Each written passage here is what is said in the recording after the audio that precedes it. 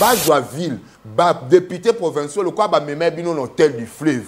Na ba vie na bino ana 4, na ebi bango. Ba memi bino kuna, ba ebi la mission c'est Kundola bango. Ba vie na bango, ba député provincial bazaki trentaine. Ya biso assez pas zaki moko, na ebi bango. Na mona ebi bango jour ango, na filma bino na hôtel du fleuve.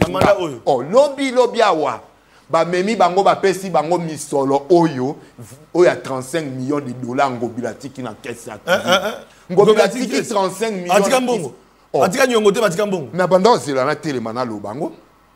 Ngobila tiki 35 millions na caisse ya ville à Kinshasa, bato wana 4 ya Union Sacrée, ba zui ba ebisi ba député ba memi bango hôtel du fleuve n'osait même pas faire une interpellation ni une motion à Bumba. Botikae assine sa mandat parce qu'il fait partie de l'affaire.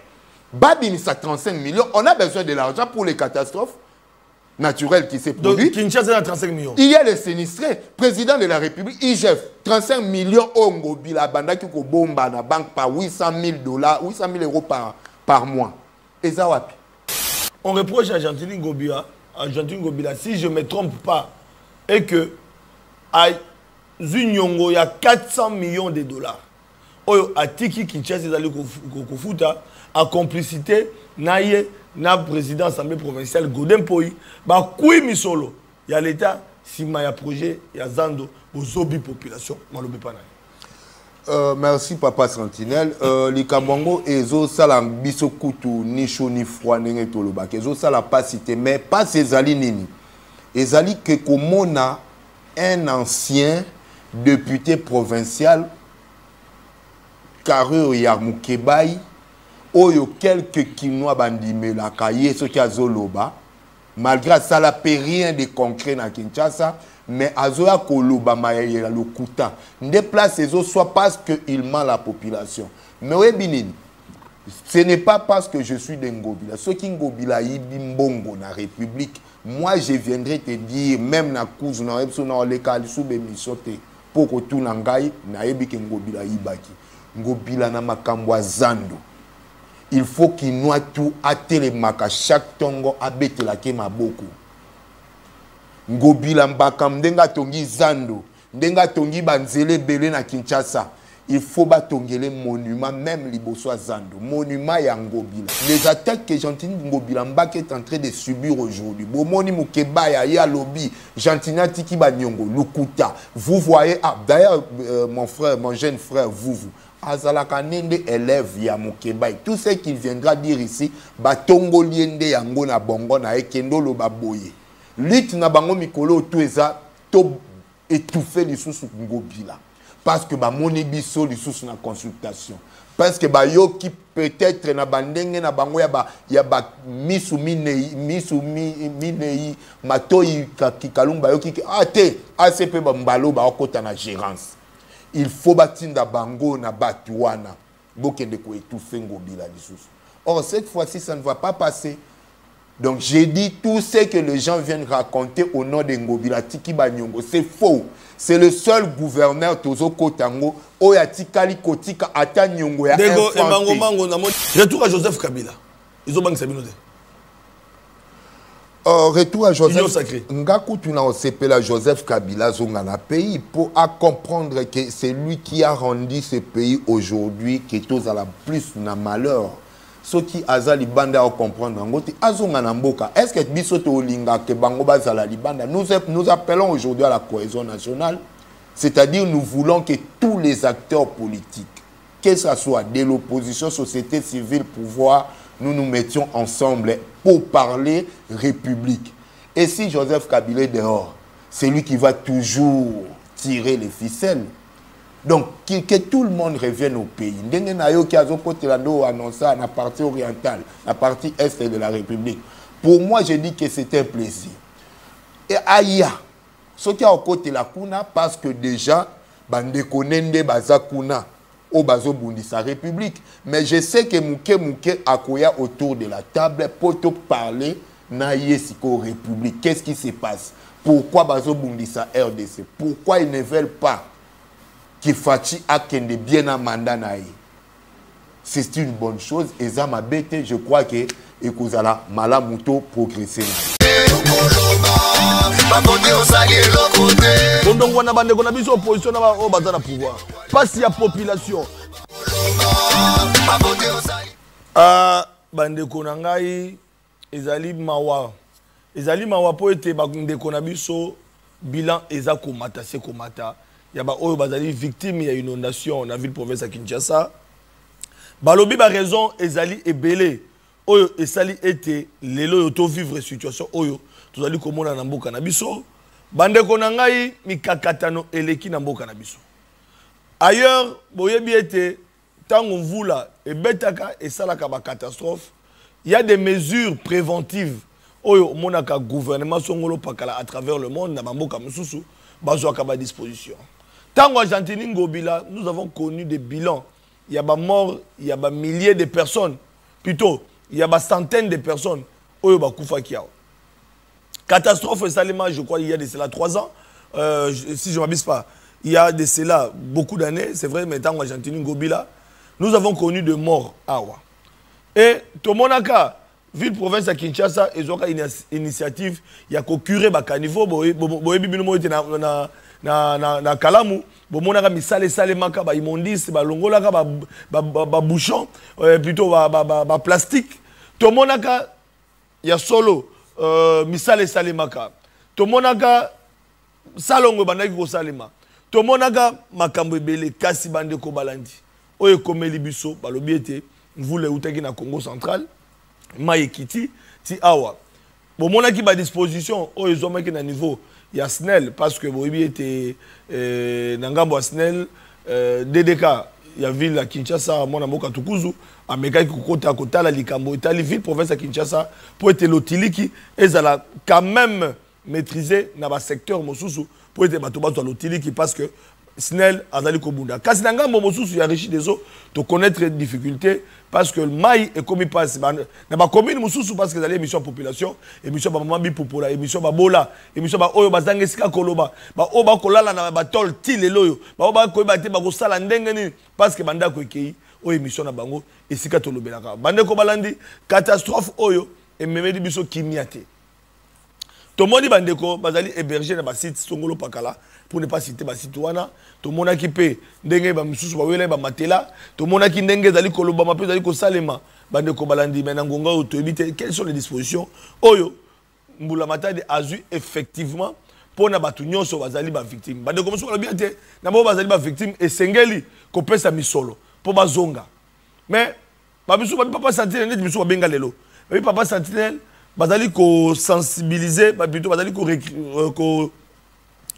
ko retenir nombre ya bato mais biso tozali ba victime mais baboyi ko tia ko le drame to ebite makambo ko lekandeni parce que sélection wana ya ba oyo bazali ba victime na ba oyo ba continue nuté na ba oyo ba prise en charge donc côté kuna il y a un quoi côté kuna les autres la malamu te bande ko belé ne bozali ko mona situation oyo eleki na Kinshasa bande ko balandi ezali ko sala pasi parce que sengeli ko compatir na bande ko na biso donc beaucoup de compassion na bande ko na biso bazali na pasi to monaki mokonza mboka kitaki to monaki pe ba autorité ya mboka oyo ba kitaki to monaki ba député mususu ba kitaki pona kotala likambo oyo ndenge ezali ko kene là je salue Vital Kamerhe oyo alobi ete ya solo na nzela ya parlement et sengeli gouvernement souminwa na ba ministre sectoriel oyo bazali ba responsable mambo ekomi et sengeli ba député ba yoka bango. Qu'est-ce qui s'est passé? Pourquoi ne pas avoir pris ba mesure parce que même le parlement ya mwana mboka nazela mwana mboka Vital Kamerhe ba lobelaka likambo wana basalaka ba recommandation en rapport avec ma situation oyo ezali koleka ya bavula na ville province de Kinshasa. Pourquoi gouvernement souminwa basalelaki yango te ba résolution to pe ba proposition bango basalaki donc situation oyo to kobeta basolo Zando tile loyo nanu ezongate. Zando, merci beaucoup de la réalisation na mon amboka Richard qui parle le même langage que moi. Zando nenge bomoni wana bande ko balandi. Oyo dali ba travaux avant ba achever misala. Donc Zando oyo tolokolo bango était c'est parmi les Zando oyo moderne en Afrique centrale. Donc quand à Kinshasa était en Afrique centrale, c'est-à-dire ba Zando a minene en Afrique centrale, on va compter œuvre oyo ya Chantini Ngobila. Mais Zando oyo ti lelo dans le fongo la porte était. Zando oyo tilelo nanu bafungoli yangote. Qu'est-ce qui se passe? Balobi ba nyongoleki. Gentili Ngobila atiki ba nyongo na ville province de Kinshasa to ki ba révélation. Il y a honorable Maki Mukeba to ki ba révélation bande comme ça. D'ailleurs Merlin vous était notre invité sur ce plateau qui a fait des dénonciations to ki ba 400 millions de dollars. Et bima pona kotonga Zando ba nyongo oyo kota na banque oyo lelo yo Gentili Ngobila atiki la Kinshasa mbongo Eliama to bité likamongo suka ndenge nini. Et puis balobi était sengeli inspection générale des finances a mekazu ko réenquêter parce que c'est bon, bah, il était dans Gentili Ngobila, IGF enquêtaki, enquêtaki sur ma gestion, kasi, bandeko bakobela, bah, était gendarme de la République, je la lingete, et sengelo tinda sous, bah, tout bas qui n'est pas enquêté, ma camarade ni zali koleka, parce que nous zali kobimaite, Zando, contraire à Zando, et tiki, banyongo, la ville province à Kisasa, Daniel Bumba, ana pema. Azo kokate ndenge toyoki na basango mosusu voilà bande ko balandi na pesi mbote na bino batuso bozuli bakwa ko la biso à travers le monde na brosser situation ya mboka na biso na otali politique on annonce déjà le retour de Joseph Kabila après autant d'années d'absence na Congo et c'est que baïté a sali 4 ans libanda ya mboka alobi une année à exil ndenge toyoki une année à exil Joseph Kabila akinaki exil exil ezali ya soto lokuta to kulukato ye babande ko balandi parce que la mission était na mikoloko ya to ko bande ko la mission FCC India Omar est déjà dans les tableaux de Kochibin Serge Tibin est déjà dans les tableaux qui Palamoto est déjà dans les tableaux c'est pour dire que bazali est belé oyo to ko yamba bango pour que baye bisabiso pourquoi pas aussi de comment comme on mettre masolo ya Joseph Kabila mwana mboka boyebié Jimmy Ngalasi aussi dans le tableau et Sengeli va expliquer biso Joseph Kabila était-il en exil? Joseph Kabila, 4 ans Libanda, Akena Kotanga. Mais Toki Joseph Kabila, Azozonga. Et puis Azozonga na Mboka, parce que alors Makambe Belezo Tambolate, a sali retour politique, naye, na scène politique. Donc Joseph Kabila sera de retour, ne vous allez Kolanayango, à Wanamboka Nabiso, mais en passant par la partie orientale. Nabiso, donc Est, République Radio du Congo, Joseph Kabila a cocoté la Kuna. Mais à côté de la Kuna, il passe que Kuna est sous occupation. Il y a mon amour que c'est que là, ils ont une année qui chasse même. Donc, Joseph Kabila, à cause de partir à Goma, je suis bien au Kinenzela, Moussou, donc, tant que bateau, ma camango, les canets. Donc, bateau, qui répond à la mitona, ils allaient bande Konabiso, il y a PPRD, FCC, des Bakopé Zabiso à Sango, ils allaient coller. Alors, d'entrée des jeux, bande Kobalandi. Invité Nabito sur le plateau. Oyo Azali communicateur, cadre, Nakati, il y a ACP, il y a Gentili Ngobila. Azali Moko, il y a au cadre, na Italie, communication, il y a parti, parce que quand on touche à Gentili Ngobila, lui, c'est dit porte-parole privé. Donc, volontaire. Porte-parole volontaire.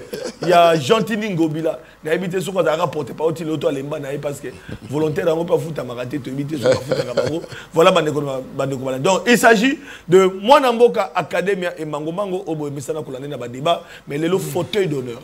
Pour la première fois, ils allaient koyambaye à bâton rompu, voulais-je dire, et puis na drapeau oyo, parce que et sengeli aloba sembo à tout sa drapeau parce qu'ils allaient symbole école. Merci beaucoup de la réalisation. Drapeau oyo dans dit côté ango na ba personnalité politique, na ba ndeko so koyamba. Pour bazo baté, baloba symbole liboso à drapeau parce que drapeau allait ko symboliser mboka, drapeau allait ko symboliser patriotisme.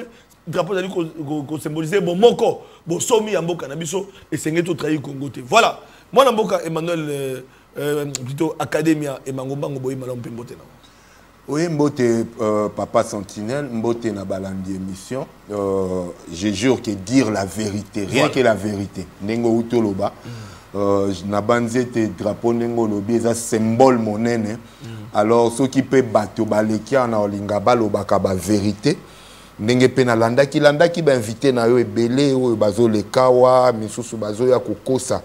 Mais heureusement, les na plateau aux 8 communicateurs commerçants, local ba communicateur, local ba vuvu, ba Mike Mukeba, bango ba communicateur commerçant. Bango ba vanda kamzoto na bango, mayele na bango, bongo na bango, kimolai na bango, kimokuse na bango po na mbongo. Po aya na plateau boyalo banga siko rokutanga na stade wanate. Encore une fois, je dis, je jure de dire que la vérité dans cette émission. Voilà. Donc, Makambuto Kotunanga, même au lobby, Facha zo sala nini, subnaza na union sacrée na webiso azo sala mabe, ce qui est mabe. Mais tu sais que na union sacrée va toujours pas comprendre parce que na ba débat mosusu au contredisant bande comme ça babuka lokuta. Pourquoi ozalaka na souci ya kozala sembo na banalise na yo et quand vous défendez même l'union sacrée ceux qui bazo sala mabe olobelaka bango. C'est ça ma vie politique parce que je suis déjà un politicien.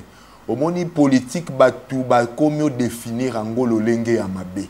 Yango moni awa na bandi kotanga kombo ya ndeko na ngai leki na nga vuvu na ndenge ya mabete bango bazwi vie na bango bakomisi vie politique lolenge bango bazotambolela na vie na bango ordinaire bango na ba Mike Mukebai auti prison grand frère na nga wana mais assis à lata lokuta et comme mode de vie na ye Nandenga mabete place à Zazolandanga mbote na ye.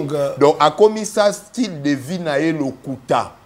Po alia ale salibota na ye. Moi sina bana na ye bande konangai. Ba communicateur et belé bomona il faut akende balomba ye misolo kende koloba mabe ya kombo na kombo ya Flavien Roussaki. Nde bango bazo vivre. Différent nanga naza politique. En même temps, je respecte ma conscience vis-à-vis de Dieu. Donc, ils n'ont pas sinako sanzambe. C'est ça. Surtout voilà. Que je suis musulman. Ah, d'accord. Ah, yangoana esika ekuta nananga. Malgré politique, ne ba définissant, ça le kuta te. Ba politique ne ba le kuta. Ba politicien. Mais politique en soi, ils allient une manière, une façon de gérer la population. Ba se retrouver. Si comment okomoko ça?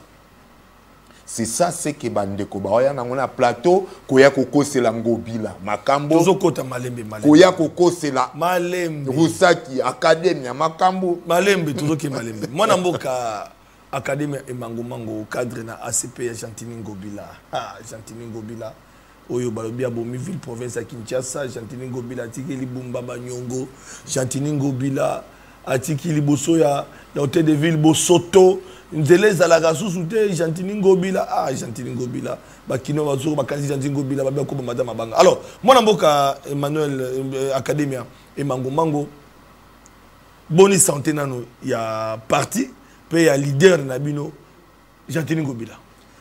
Oui, Gentini Ngobila depuis bachela et poison kaka na makambo ya politique oyo ndenge boyebi ba inaki azwaki poison avant alongwa hôtel de ville. Ayaki ko se retrouver que déjà azalaki na poison alors ba dépêcha kay na poto akomaki très bien après 7 mois akitaki Kinshasa bomona kandenge to yambaka ayaki to yambi très kitoko avec vraiment full mobimba ya ACP na aéroport ya Njili et puis azongaki il y a de cela 3 semaines, Azonga qui potopo na rendez-vous na ya Soukana médecin. Alors ACP pour le moment, ils ont très bien. C'est un parti qui engorge plusieurs Kinois parce que déjà Tissiko, Tozaka a la même popularité. Imagine toi que Tozala qui première fois ya kokende élection comme parti politique, Banda Tobo Tamaki, mais tu raflé plus de 23 députés na Kinshasa. Et ça là likundu bazwa ba député na biso musu balongola bango il y a regroupement na biso adip ba écarta bango ba bimisa UDPS na première place ACP na deuxième place bon ACP na deuxième place pour une première fois na Kinshasa ils a facilité pose à deuxième place ou première place il faut la du pouvoir ou de l'opposition na Kinshasa mais tala ACP makambo ça pour vous dire que ACP bakinois balinga yango makasi pona nini Ngobila rendement à pesa na ville à Kinshasa balobi ACP zali parti oba monnaie yakaba public na bango na ba matinée politique batumi bayaka na po babiki Gentini alombaka bien ba plein wana za nango ba plein moko ya mbongo izaya sembote ndeko papa Sentinelle soki ba monnaie yakaba tuna ACP na ozala moto aliboso ya kolombo ACP na ebisio toza na ba cellule de base tozali na ba fédération na biso lelo grâce à Dieu c'est toute la République ACP si evandi bomona tokena na ba Goma plein ya kosakana te na bakisangani na bamatadi place ba parti politique et c'est ça plus de 20 ans baleka mais biso lorsque nous sommes venus bayamba biso na Essengo et lelo oyo soki ba lo bato monnaie akabato bon bango pe ba mekana o monnaie bato so ba kokotondi sata stade du 20 mai ti lelo to pesa exercice ya stade des martyrs bon bino pe nano bon mekana ko monnaie so ba ko monnaie te c'est que biso pe to monnaie akate donc biso exact stratégie avec un grand stratège à la tête du parti, Jean-Tini Ngobila Mbaka, qui sait faire bien les choses. Donc, Ngobila, ce n'est pas quelqu'un qui est facile. Apparemment, ACP, bien que vous allez n'a pas député, mais vous allez n'a pas ministre, apparemment. Qu'est-ce qui se passe? Parce qu'à un moment donné, c'est vrai, ça dépend du pouvoir discrétionnaire, mais tout le monde est belé dans un sacré balai là, parce qu'on disait 4 députés vaut un ministère, mais ACP dans un ministre, dans un député est belé, mais il ne s'est pas retrouvé dans 4 assiettes. Il y a un gouvernement. Est-ce que mécontentement, on est allé au Kobaka ou bien au Tikanabino? Mécontentement, mais Ezali Maye et puis ça kanda papa sentinelle. Ça énerve. Pourquoi? Tout ça la politique, tout politique concourt, il y a qu'au pouvoir et puis il y a qu'au conserver en gros. Mais biso tango dans lobby to kenen na élection to suit 23 députés ACP. L'élection au cas d'Ima au salisa. Mais baye kopé sa biso 9 députés. C'est-à-dire quoi? Autour de question n'a pas gouvernement ni na gouvernement provincial, ni na bureau et assemblée provinciale, ni na gouvernement national. Tous a 13 et 12 députés nationaux. 12 députés nationaux, c'est-à-dire parmi les grands. Bao bazwa ba 40, ba 30, c'est bon, félicitations. Le quoi ba AFDC tout consort, ba INC. Félicitations. Mais nous aussi, nous sommes parmi les grands, c'est-à-dire 10 vaut un ministère. Mais Totikala kozwa ministère. Vous savez pourquoi? Parce que Luto Nazoye Bisayo ya lokuta. Basala Touba Balote Ngobila. Akufa pour ACP exister. Basala ki ba boma ACP d'abord na ba manœuvre moussoussou. Et Simba kite maintenant il fallait faire quoi? Éteindre la tête de Ngobila. Effacer sa tête, il fallait battre les poisons. Comment qu'il battre les poisons? Ce que monaka de Ngobila, comment c'est pas possible. Mais heureusement, bola munde gangaki et gangi. Ça je l'ai dit à la télé, Batoualandanga, Oyo Babandor Moné na poto. Vous vous rappelez même Pero Louara, confrère Nayo, Oakomana Ngambouya Batouana, Bokechu, Batuitaka, Balobaka na télé que Ngobila Kalamingi tazo kufa dans 2 jours parce que ba monaki ninga komaki. Mais bola moi sala ka ebele. Oya sali na Kinshasa et gangaki nde lelo aza vivant. Alors ti lelo toza na ministère te na niveau provincial na niveau national. To saleli angote ke to tika politique to longwa à côté du chef de l'État mais tozo continuer. Mais chaque fois nous devons déplorer cela parce que c'est un droit que nous avons auprès de la République démocratique du Congo. Nous sommes politiques, il faut pas remettre les droits. Ndeko Bumba a eu au sein du gouvernement, aucun. Mais tout ça deuxième, après UDPS. L'Assemblée provinciale, baké na élection et bureau provincial, aucun n'a biso. Or, biso ne fallait tous au moins président de l'Assemblée provinciale. Bazui Bakabole Onka Kanandenge, il y a UDPS. Tout ça. Ils ont même ma frustration, ils ont mon appel de l'oba ma bébé. Yangonga na ebiso, titre aussi ces missions dans le bata 5 fois, Basengangobila, pardon, pour mon abama bewana tueti kakosale manakinchasa. Il faut Basengangobila, pardon. Tozokota. Les bandeli, parce que malé, comprendre que Jean-Tini Ngobila, il y a un problème.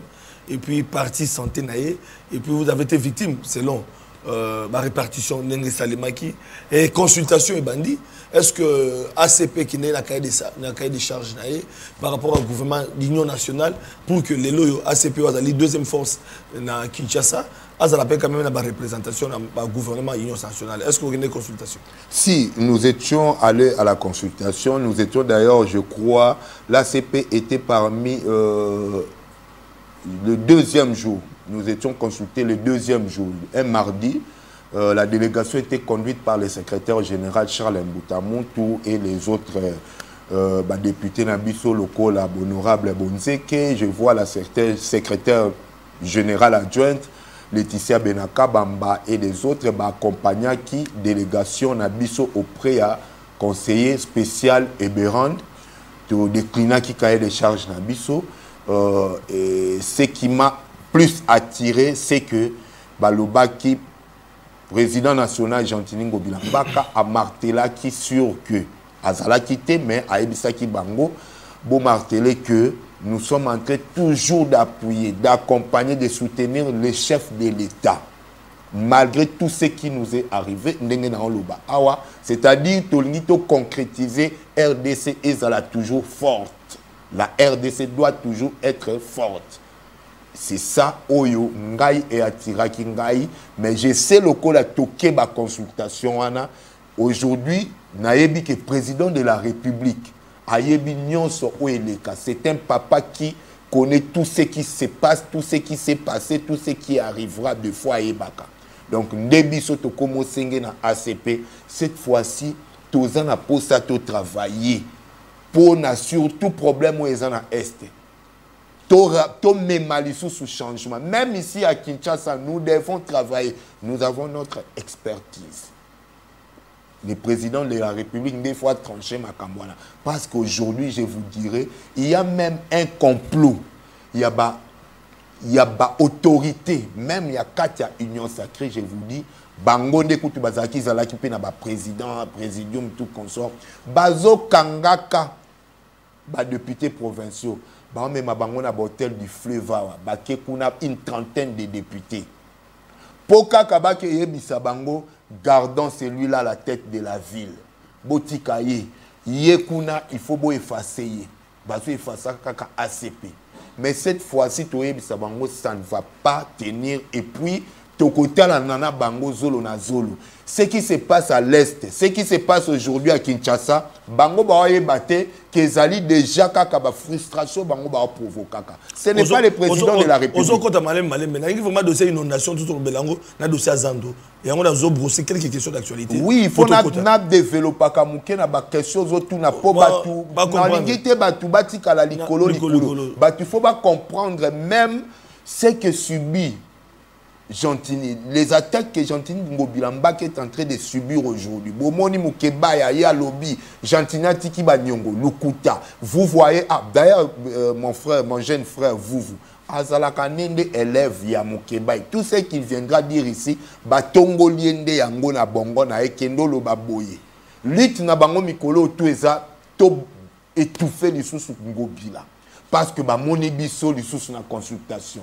Parce que yo qui peut-être na bandenge na bango ya ba misu minei matoi ki kalumba yo ki te ACP mbalo ba okota na gérance. Il faut batinda bango na batuana bokende ko étouffer Ngobila lisusu.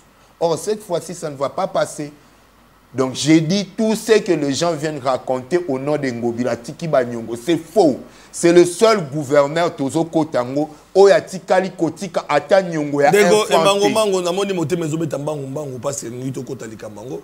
La moni qui moté mezobeta bango bango, on reproche beaucoup de choses à Gentini Ngobila, merci la réalisation parce que les loyo azalaki mokit nani azalaki gouverneur Oyo Daniel Bumba Akitani.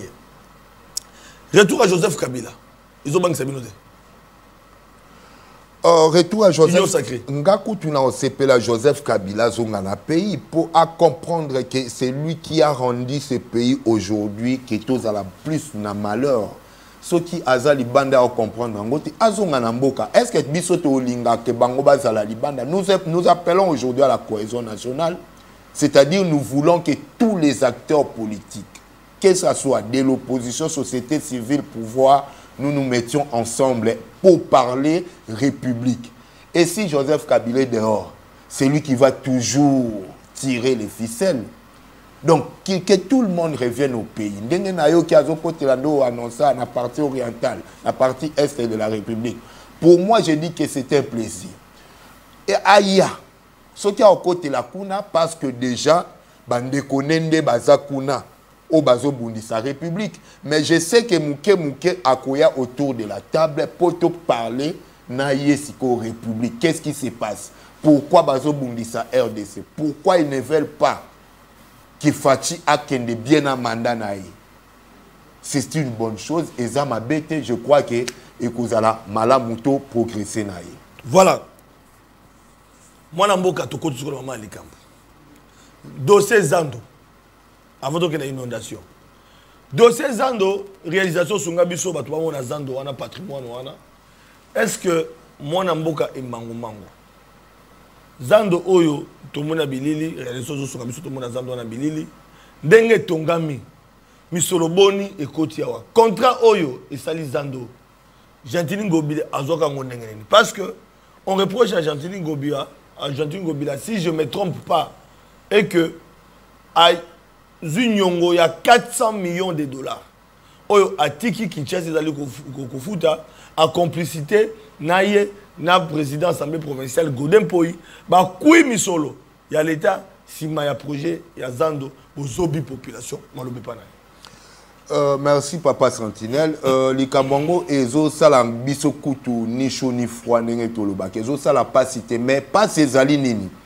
Ezali que comme a un ancien député provincial Karur Yarmoukebaï oyo quelques Kinois bandime la kaye ce qui a zoloba malgré ça la rien de concret na Kinshasa. Mais Azoya Koloba Maïla le Kouta. Déplace les autres, soit parce qu'il ment la population. Mais oui, Binin, ce n'est pas parce que je suis d'Ngobila. Ceux qui Ngobila Ibimbongo na République, moi je viendrai te dire, même na cause na Epsona Oleka sous Bemisote, pour que tout n'angaye, na Ebik Ngobila Ibaki. Ngobila na Makambwa Zando. Il faut qu'il noie tout à télémaka. Chaque tongo abete la kema beaucoup. Ngobila mbakam ndenga tongi Zando, ndenga tongi banzele belé na Kinshasa. Il faut batongele monument même liboso Zando, monument ya Ngobila. Vous savez pourquoi? Zando et Salemaka pour 3500 personnes depuis époque où Zando tongamaki après l'indépendance. 3500 personnes. Botala qu'on a Zando komaki plus de 80 000 personnes débatté kakane si ka 3500. Ça l'était pas y bondo qui est pas y bando qui nyonso ba magicien nyonso et si ka okunda ba kisi na bango bato ya bomoi bangando banyama ya zambe zalaki na Zando ndebo mona ki bosoto wana komaki.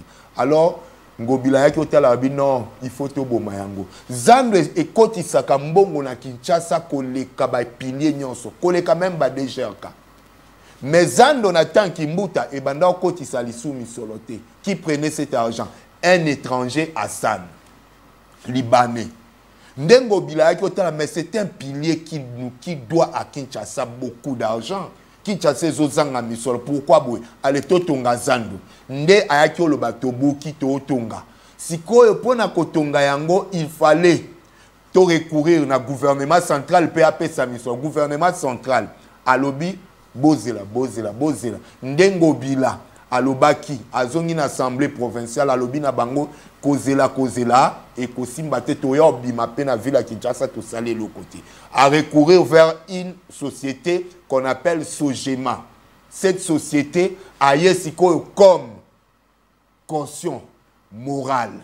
Donc, na kati économie, ba oba ebe économie ko le kabiso, ba loba kaba pesa kaba caution, ba caution zaka plusieurs sortes.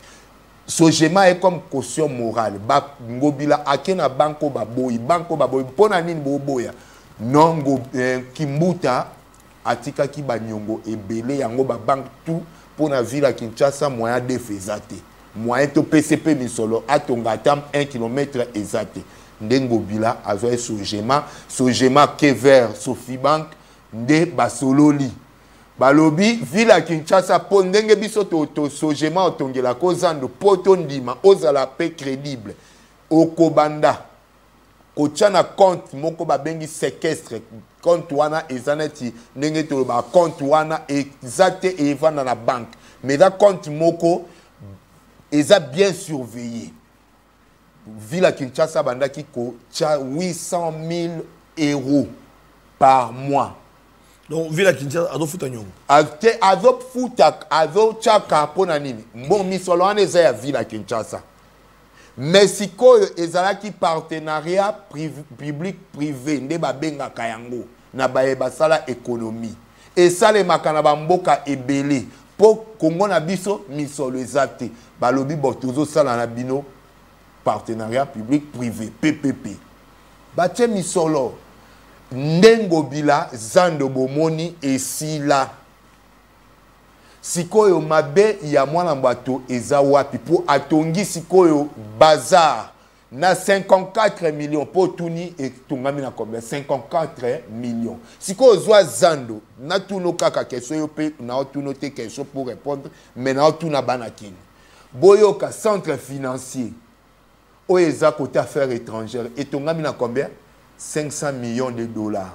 Nazando, et ça peut être à Kinshasa, et tout le monde a 54 millions. Une question bête pour comprendre. Ni ne koki kokoti c'est la biso miso le belé entre centre financier na Zando. C'est Zando. N'est-ce pas? Zando ne kokoti sa miso le belé. Alors, loko là, Zando etongami pona bana Kinshasa. Oyo ndeko mukeba ya kolekaka kolobaka à perdre nde mayele. Après prison nae, normalement il devrait aller se faire visiter na CNPP.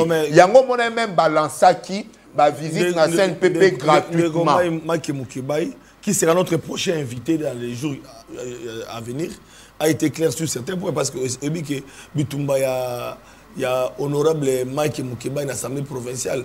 Et ça la moto. Bon, bien on était Mike Mukeba et Gentini Ngobila. Zalaka Bendabika, du Cambona, bien on wana to ko apprendre que Gentini Ngobila zana ba député a tient approche.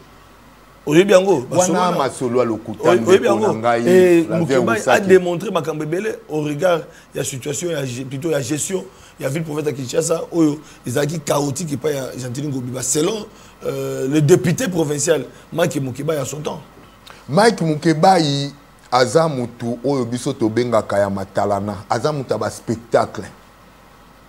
Ala sabino net azo sala eloko moko azo linga chabu. Mais mutu mangungo moni ba jouer tango biso to kola to beta balle. A côté na terrain avec qui ma bambango ebelo on dirait aza le grand joueur. Oh il ne plaît pas. Mukeba, les problèmes avec lui, je ne veux même pas parler de Mukeba. Ni les autres Bakinois va comprendre. Mukeba, les problèmes avec lui, c'est quoi?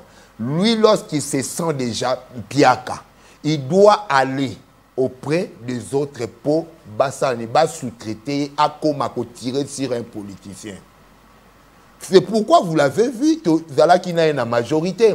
Ayebi que la majorité azoliate il faut quand il s'asko na ngambo pas Moïse Katumbi kunande akolia malamu makambo nyonso azoloba soki akolinga nga atanga na ye débat on va se montrer noir sur blanc.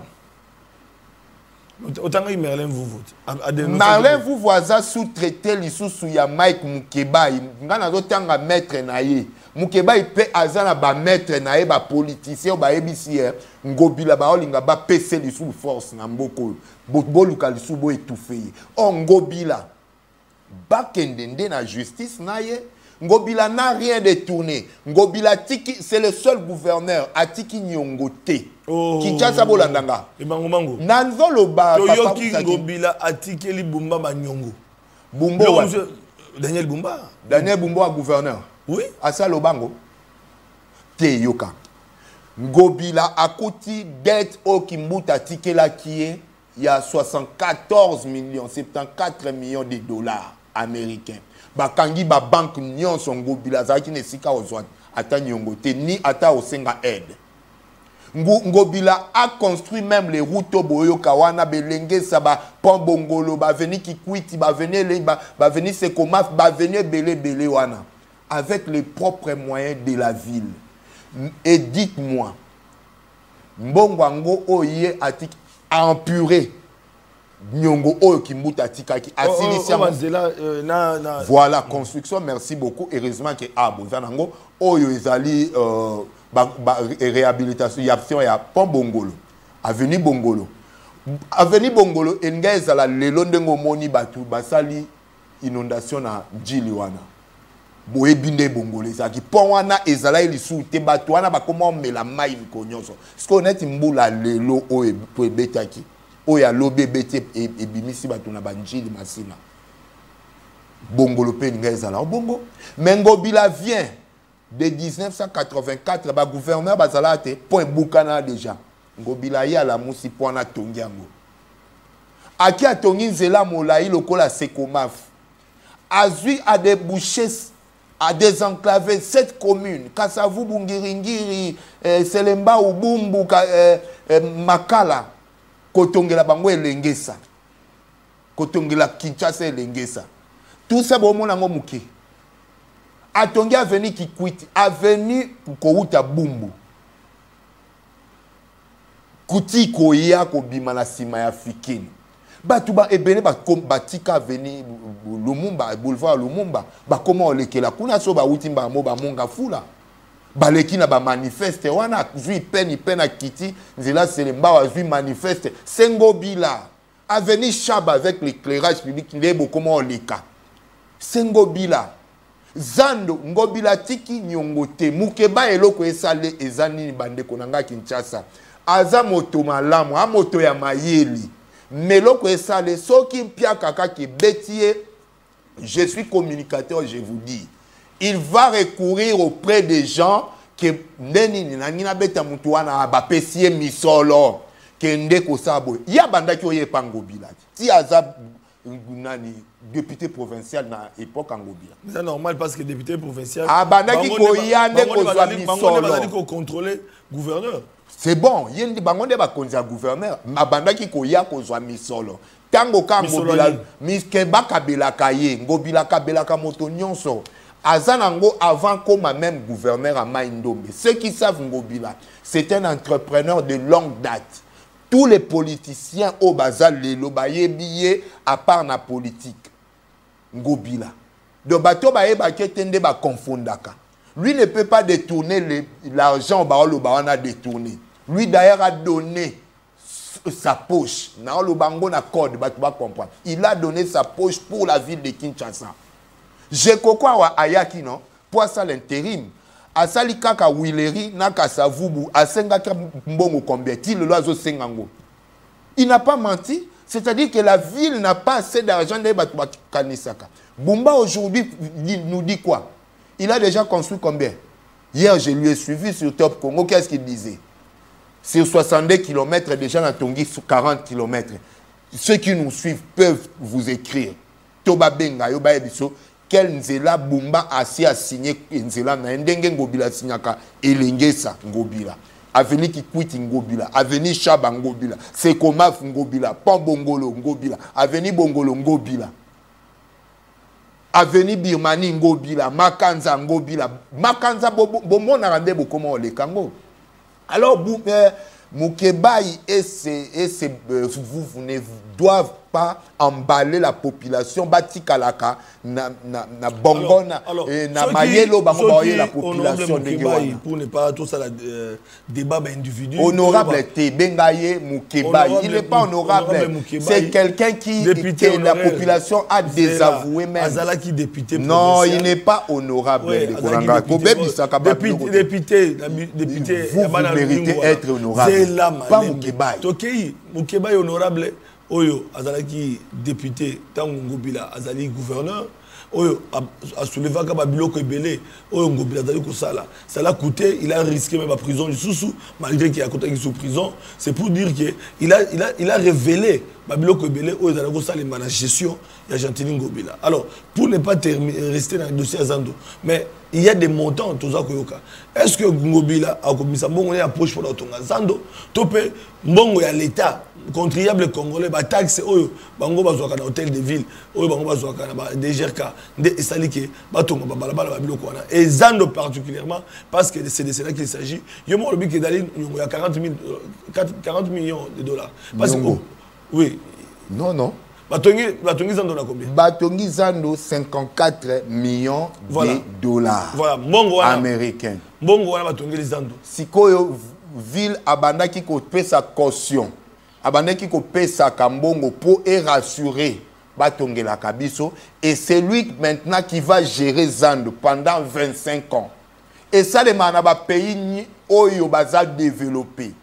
Lelo oyo so kena na Chine o ba développer ko le kabiso ba utay ko tongela bango na Sri Lanka ba tongela bango un pont na 99 ans nde ba sali partenariat biso to uto sa net na au Sogema 99 ans il y a partenariat privé pour public privé il y a pont aucun en France au kokuta même pont neuf et ça va partenariat au bas la partenariat public privé pardon selon nature nango et ça à court terme et ça toujours à longue durée.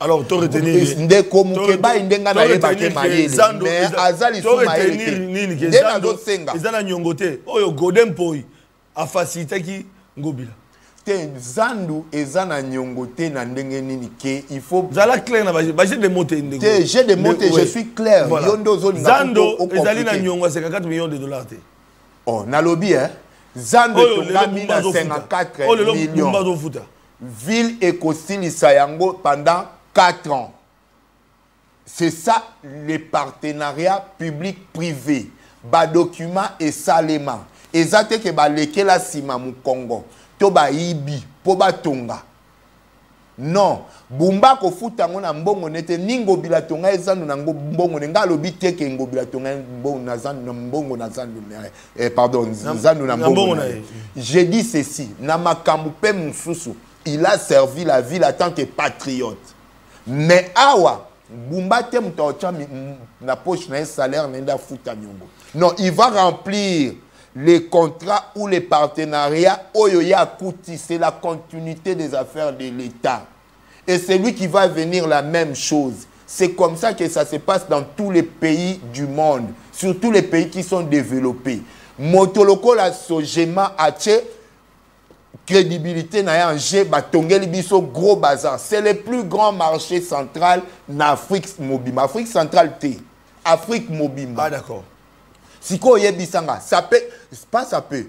contient ça va contenir tous les jours plus de 200 000 personnes.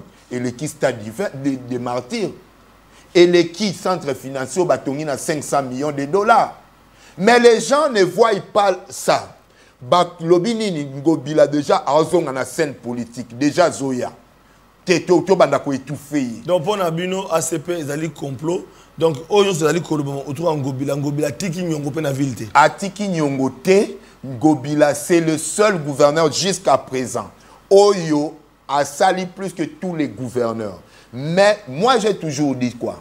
Ngobila a réussi au couper sa biso Kinshasa, Tendenge ya Kinshasa la belle. Ça, c'est vrai. Mais, Ndenge ya Saleli, Oyo Pendenge Bumbaye, ce qui a sali, Ngobila sali 6, par exemple. Yaya Kosala 8, c'est comme ça. Moi, après Bumba, je viendrai en tant que gouverneur à Sali 10. Ndembo Ketunga Maka. Moto Okoka dans 50 ans, Bongsa Kinshasa. Baoko Sabino Kinshasa. Bana Kinshasa. Donc, tout eux, Batubaya ont raconté, y compris les prisonniers qui doivent aller d'abord à la CNPP, na CNPP. Akendeko se soigner, Moukebaï, Azako Kosa, parce que déjà, ba PC Misolo, ba PC Misolo. Toyebi Bango, Bato Balanda qui.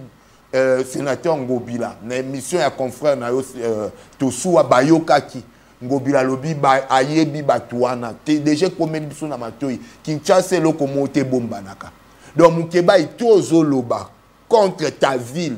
Nous savons ce qui alingi aya ko sa l'émission denga na osa na obote nga pe na lingi kutuka ya ngote tchelanga contradicteur en face de moi on va voilà même yé on va amener toutes les pièces. Aujourd'hui je vois un rapport que Yves Bouya ton confrère aussi même yé na pe sa ke kutu crédibilité moi mki il y a moins 10%.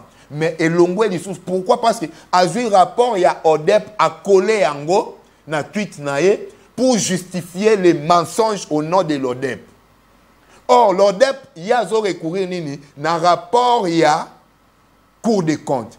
La Cour des comptes la dernière fois qu'elle est venue enquêter ou faire son inspection au niveau de la ville de Kinshasa, les rapports étaient quoi? Que la gestion de la ville de Kinshasa,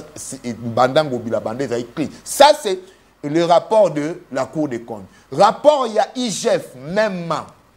Bon, Lélo, Yves Bouya, tu colles ça. Ignorance, parce que Bazui va pesio misolo, nayo bazo sombo. Moi, comment bête moi tout rapport, tu veux mémoire nayo Yves Bouya. Pas toi, tika au moins mon toi outil prison parce qu'il venait de souffrir, a bénéficié à moi 8000 de dollars, wana.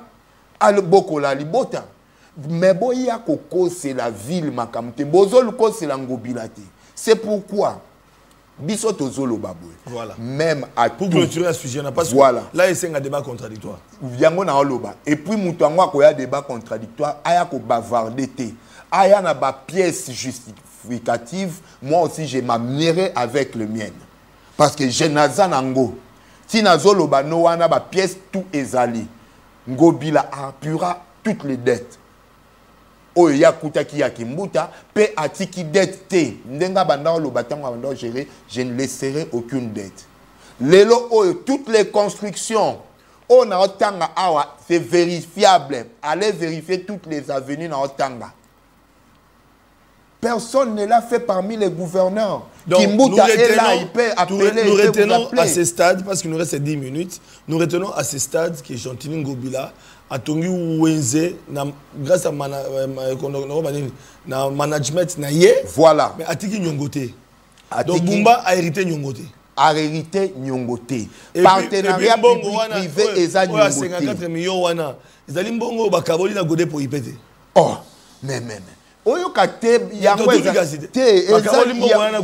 yango nazolo baboye tokita batu ba comprendre eza nyongote yango eza misolo oyo ba sojema atongeli zando sikoyo la ville a kosala nini pendant 4 ans il doit rétribuer cela à qui à sojema c'est ça donc eza nyongote eza que ville ozana moyen te pour tongelo kwa munene ndingana qu'est-ce qu'il faut faire?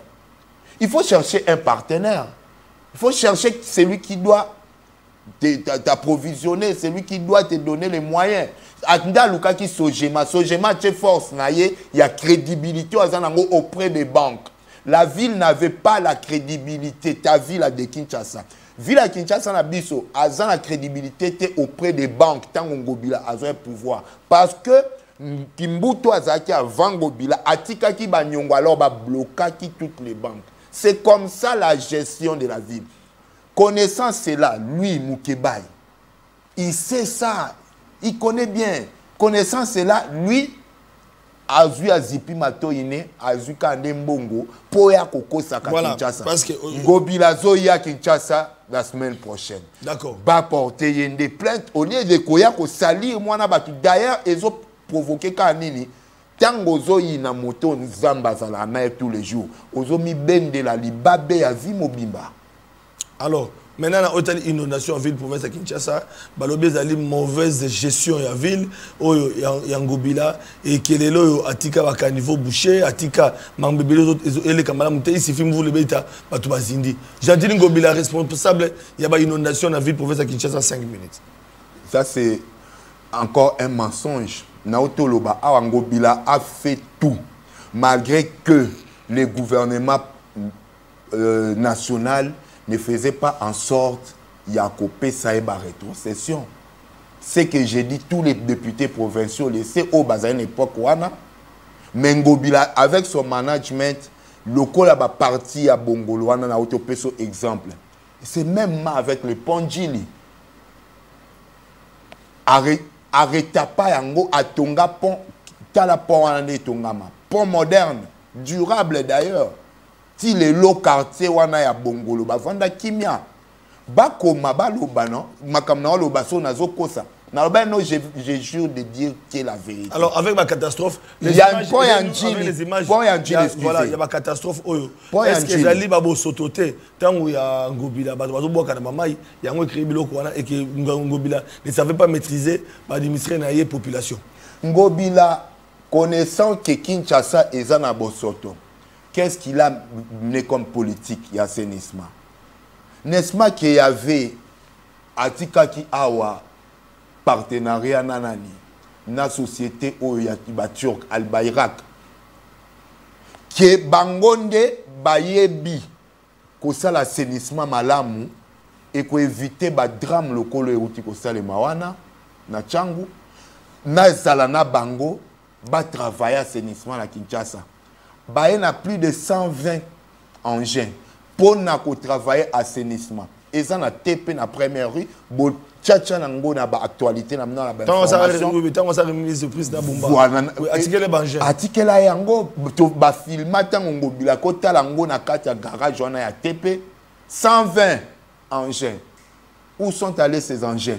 Batu ba komaka koya koyiba ba yibi lelo pneu ba yibi lelo nini. Pourquoi? Or lui a laissé tout tango a remise et reprise avec Bumba. Mais eke wapi? Si ko sale la paix yango avec la société que Ngobila a sali lisusu balobi eza lisusu contrat léonais a bengani bango wana bakoma na Brazzaville bango tango ka ba bengani bango Denis Sassou Nguesso moko le président pas le maire de la ville il y a Brazzaville. Denis Sassou Nguesso lui-même a appelé ces gens au Ngobila yaki na bango abi boya kasikote bakoma na bango na Brazza. Mais Bumba n'a pas voulu travailler avec eux, n'a pas voulu faire la continuité des affaires de l'État. Il a donné ses raisons à lui qui était au moni, mais qu'est-ce que tu fais sur le terrain?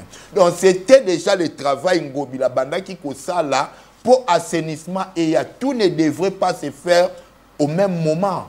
Nyon sezaka na loba kezaka procédural et batunde ba okanisa ko gérer ezala na maloba.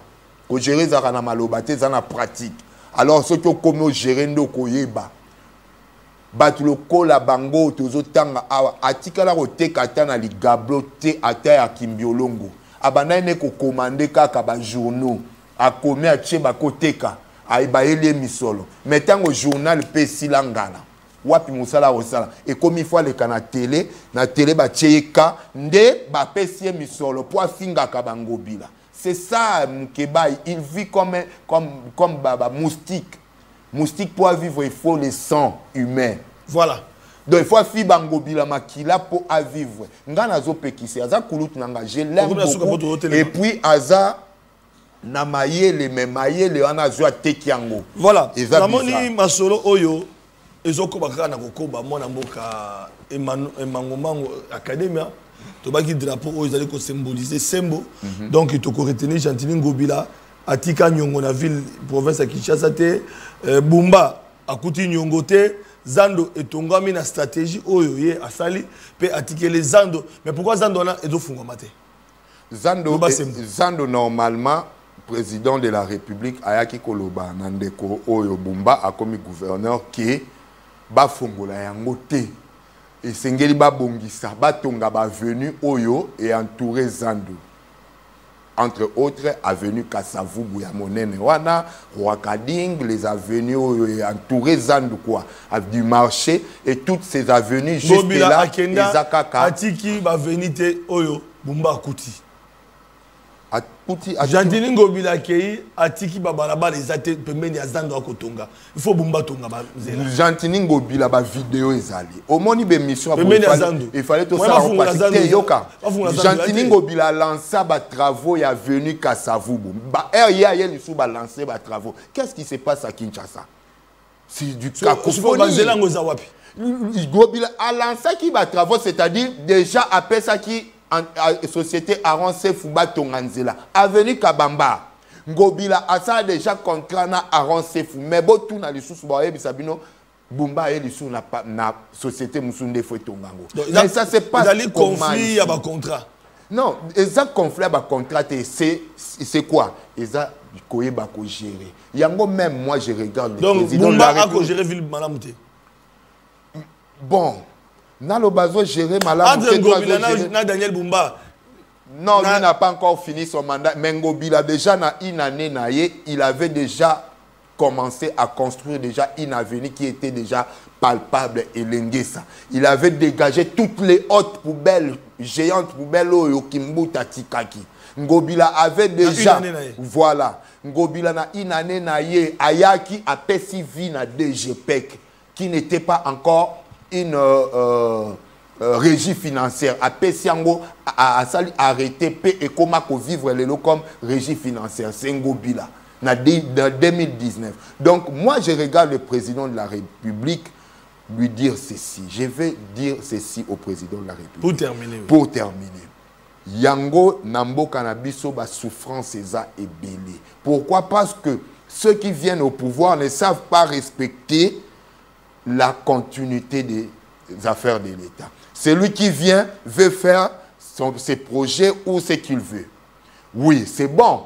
Mais il y avait un bon élan aussi, même avec ce qui se passe dans le remaniement au gouvernement de l'Union nationale. Motoloko, ministre Willy Bakonga, ou Abandaka, gratuité de l'enseignement. Azwa pena gratuité de l'enseignement a memi ango likolo pe bato si fachi. Mais tala lelo gratuité bana ba komo futa lisu ba minerval. To futa ba minerval. Bazongi c'est la yango motoloko a Willy Bakonga. Bazongi c'est la bakomo mosude. Baluka lokwa ngobila ebsanga alingi kisuko zwa ville. Bazwa ville, ba député provincial lokwa ba meme bino l'hôtel du fleuve. Na ba vie na bino ana 4 na ebi bango. Ba memi bino kuna ba ebi bino silikundola bango. Ba vie na bango nani? Ba vie na bango. Ba député provincial bazaki trentaine. Ya biso assez pas zaki moko na ebi bango. Na mona ebi bango jour ango na film na ebi no na hôtel du fleuve. Oh lobi awa. Ba memi bango ba pesi bango misolo oyo oya 35 millions de dollars ngobila tiki na caisse ya. Ngobila tiki 35 millions. Atika mbongo. Atika nyongote batika mbongo. Na banda zela na telemana lo bango. Ngobila tiki 35 millions na caisse ya ville à Kinshasa. Bato wana 4 ya union sacrée. Bazui ba ebisi ba député ba memi bango hôtel du fleuve n'osait même pas faire une interpellation ni une motion à Bumba. Botikae a signé sa mandat parce qu'il fait partie de l'affaire. Babim, ça 35 millions. On a besoin de l'argent pour les catastrophes naturelles qui s'est produites. Donc, Kinshasa a 35 millions. Il y a les sinistrés. Président de la République, IGF, 35 millions Ongo Bila Banda qui ko bomba na banque par 800 000 dollars, 800 000 euros par mois. Et ça wapi? Bumba justifié. Pobino bolo bezaye bon nyongo. Nyongo ngobila tikita. Merci. Atiki les 35 millions de dollars américains. Merci. Babi voilà, Toki ba révélation 35 millions. J'entends ngobila tiki au contrat tiki nyongote et puis les kambo il y a 54 millions de dollars oyo babi ke ezali mbongo oyo ye aller na godem po babi za lokuta. Voilà bande ko balandi toyoki ndeko na biso academia toyoka ki pende ko na biso Merlin pe tozako ko bande ko nyoso Mike Mukeba il sera notre prochain invité semaine autre semaine okuna to banzi to ko yambaye po to mettre masolo. Merci beaucoup na academia, merci beaucoup. Merci beaucoup. Nyoso bazi bako na biso. J'ai dit un grand merci na un Congolais conscient na Dubaï. Moi na à Charlie, parce que vous agence Maman Chimène, ils allaient au Congolais, à travers l'expertise, il y a président Charlie, il y a bien président Charlie, vous allez les qui, à Salane Malamu, pour nous aider les Congolais. Vous allez à Dubaï, vous avez une composition conteneur, vous allez pépélé, vous allez au salon de coiffure, vous allez à restaurant, vous allez à Victoria Matongé. Donc pour nous aider, Kuna, ils allaient Malamu. Merci beaucoup, Eric Kavana. Bana Dubaï ba osala fierté ba congolais tokabo na bino awa tokuta bino lobby na invité mosusu na tongo pona ko beta boyoka bato bazindaki transport fluvial ya Onatra kolongwa gare centrale comme bato fallait ba voyager ba kende mikila poto bato bakanga maki na mvula betaki est-ce que Onatra azali na banger toza na ngolité quels sont les projets réponse avec Arma Osase na 11h bozela bokoka ba question nyonso pona nini Onatra izali ko avancer te pona nini ba transport fluvial ezo salate topé ba matériel les actualités vérité lobby bokoyoka yango na mituna papa sentinelle to kabonya wa matondo mingi.